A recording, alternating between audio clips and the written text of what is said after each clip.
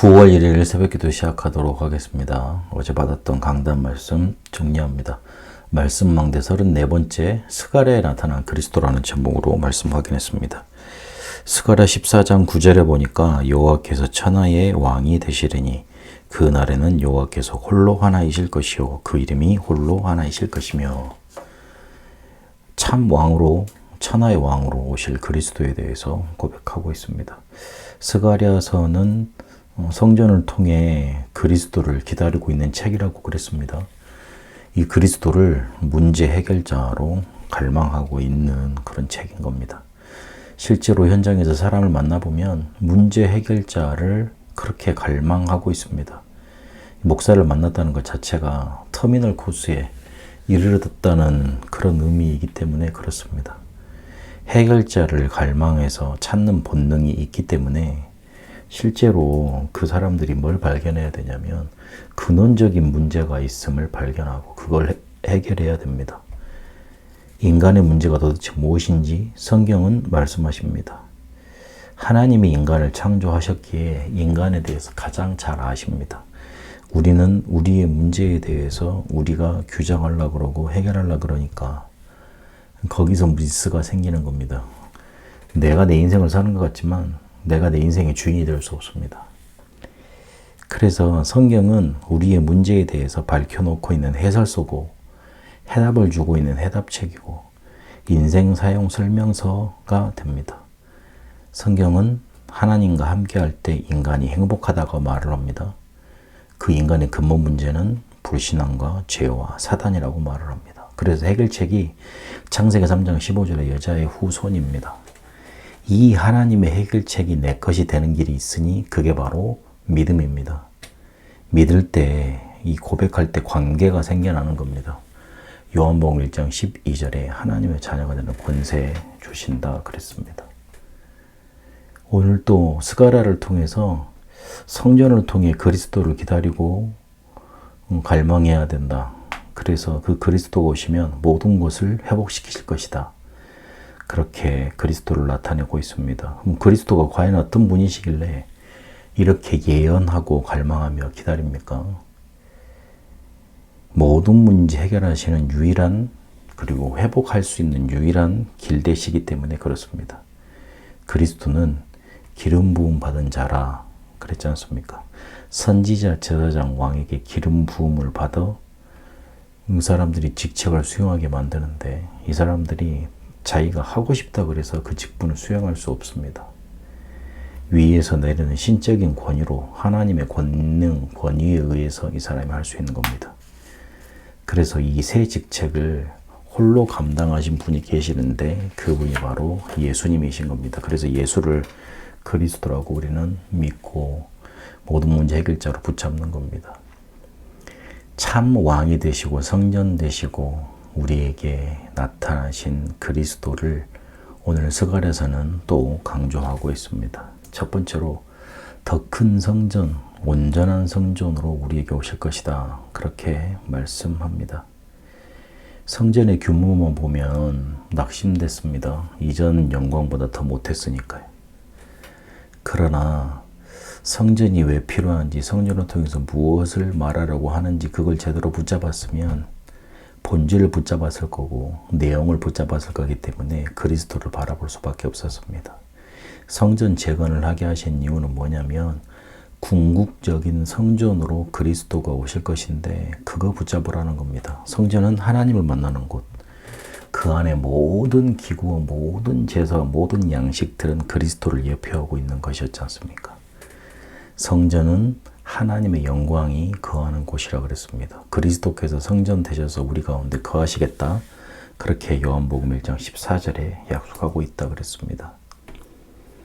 그런데 이 성전 파괴의 원인인 죄의 문제를 실제로 해결해야지 온전한 회복이 되는 겁니다. 스가랴 1장 2절에서 6절, 3장에 보면 온전한 회복은 죄의 문제가 해결이 될 때 가능하게 된다 그랬습니다. 여섯 번째 환상이 나오는데요. 하나님의 율법을 상징하는 두루마기가 하늘을 날아다니면서 율법을 어긴 사람들을 심판했습니다. 아직 죄의 문제 해결되지 않았다는 얘기 아닙니까? 그래서 자기들은 열심히 금식했으니 자기들의 의가 드러나서 문제 괜찮을 거다. 그렇게 생각하고 있었습니다. 그러나 인애와 긍휼이 드러나지 않는 형식적인 종교적인 행위는 죄 문제를 해결할 수가 없습니다. 죄의 문제를 어떻게 해결합니까? 스가랴 3장에 나옵니다. 재판장인 하나님의 천사, 원고인 사탄, 피고로 부름받은 대제사장 여호수아. 이 여호수아는 이스라엘을 대표합니다. 근데 이 여호수아가 더러운 옷을 입고 있었습니다. 이스라엘의 죄를 상징하는 겁니다. 그런데 이 하나님의 천사는 원고인 사탄을 책망합니다. 왜 그러실 수 있습니까? 더러운 옷을 벗기시고 죄악을 제하여 주시고 깨끗한 옷을 입혀주시기 때문에 그렇습니다. 하나님이 일방적인 은혜로 우리를 구원하시고 죄를 사하셨습니다. 그걸 나타내는 그리스도를 알려주고 있는 겁니다. 그래서 그리스도가 아니면 죄의 문제도 우리가 해결할 수가 없습니다. 그리고 낮아지시고 고난 당하시는 그리스도가 나타납니다. 겸손한 모습을 가지고 왕으로 오실 거다. 나귀를 타시고 예루살렘에 입성하셨습니다. 그리고 창에 찔리는 고난을 당하신 그리스도를 나타냅니다. 요한 사도가 실제로 한 군인이 예수님의 옆구리를 찌르는데 물과 피가 나온 그거 고백했습니다. 그리고 목자이신데 버림받은 목자가 될 거다. 하나님께 매를 받고 희생제사의 역할을 수행해서 제물이 돼야 되기 때문에 목자이시지만 버림을 받아야 됩니다. 그러면 양들이 흩어질 것 아닙니까? 그러나 이 목자가 희생제물로 희생제사로 드려졌기 때문에 흩어진 양들이 정결함을 받게 되는 겁니다. 그래서 그리스도는 참 왕이시고 성전되시고 모든 문제 해결자가 그렇게 되셨습니다. 낮아지셨고 고난당하시며 그리스도의 일을 이루신 겁니다. 그래서 우리가 실제로 해야 될 건 다른 게 아닙니다. 이제 하나님의 방법으로 응답받는 것만 남아 있습니다. 그리스도께서 우리의 모든 문제 해결하셨기 때문에 하나님의 방법으로 응답받는 것만 제대로 붙잡으면 됩니다. 스가랴 4장 6절에 그가 내게 일러 가로되 여호와께서 스룹바벨에게 하신 말씀이 이러하니라. 만군의 여호와께서 말씀하시되 이는 힘으로 되지 아니하며 능으로 되지 아니하고 오직 나의 신으로 되느니라 그랬습니다. 그래서 내 생각부터, 내가 생각하는 방법부터 버려야 됩니다. 내가 문제 해결하려고 내가 생각해낸 방법. 이스라엘 백성들이 우리가 여러 해 동안 울면서 종교적인 의식을 행했는데 그거 하면 되는 거 아닙니까? 그거 하면 하나님이 우리에게 응답하시는 거 아닙니까? 그렇게 질문했습니다.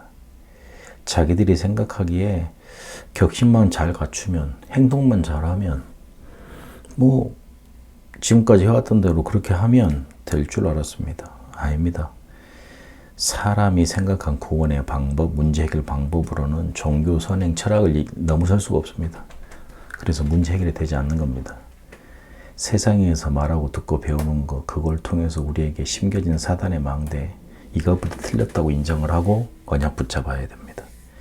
사단의 망대가 무너지지 않는 상태에서 생각하는 모든 생각은 창세기 3장, 6장, 11장으로 결국은 돌아갑니다.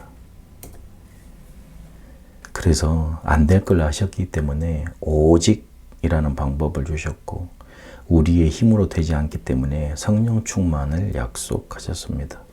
이 성령 충만이 언제 임했는가가 중요합니다.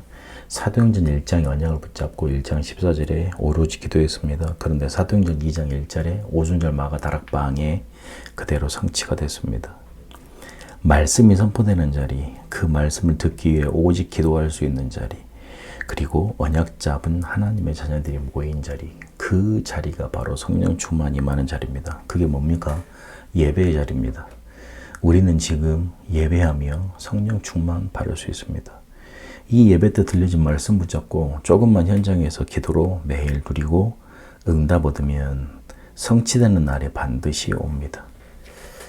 계속 예전으로 돌아가게 만들고 불신앙하게 만들고 그럴 겁니다. 그러나 다시 언약 잡고 예배하고 기도하고 힘없고 그러면 됩니다. 어느 날 나를 그렇게 괴롭혔던 문제가 문제되지 않은 날이 옵니다. 그때 보면 문제가 해결되어 있을 겁니다. 그게 바로 예배 성공이고 인생 성공입니다.